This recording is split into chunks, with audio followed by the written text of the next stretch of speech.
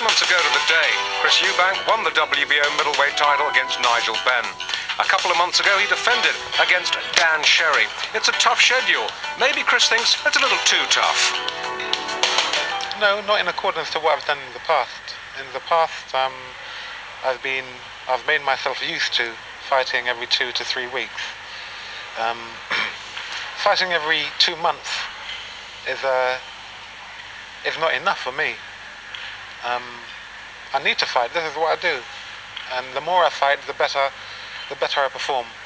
After the shenanigans of the Sherry fight, some people thought Eubank was a lucky man still to be world champ. In accordance with the fact that I headbutted him, yes.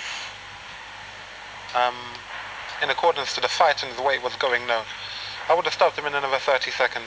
One more flurry, I would have stopped him. I'm sorry for what I did. It's been a very expensive impulse. That I want to put behind me. I don't want to even speak on that. It was blatantly wrong, and I know that. I was lucky to come away with my world title.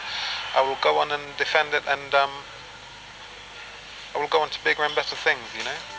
60-odd miles away from the EUBANK training camp in Brighton, the Royal Oak Gym in Canning Town. That's Gary STRECH's headquarters.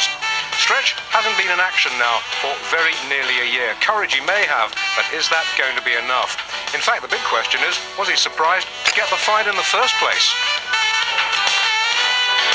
Not really. I was very close to a world title at junior middleweight, and it was a natural move to middleweight. It was a good domestic fight. It was ideal for Eubank.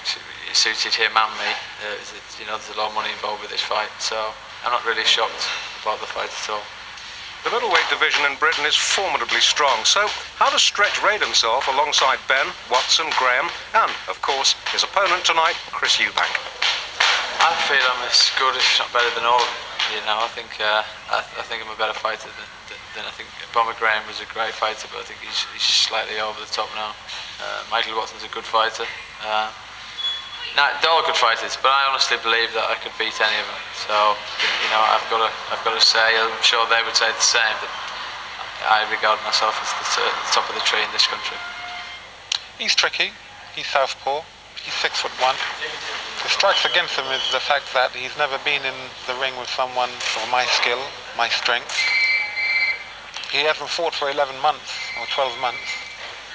My intention is to stop Gary STRECH, and this I'm confident that I will do.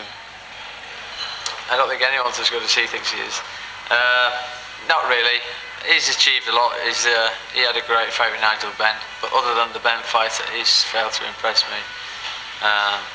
So he's a good fighter, but I don't think he's anything out of the ordinary. If you look at Eubanks against other fighters, there's so many better fighters than he is.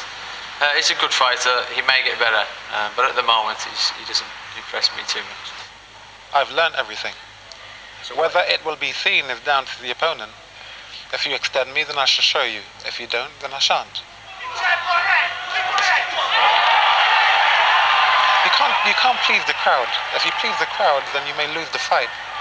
What the crowd wants to see is basically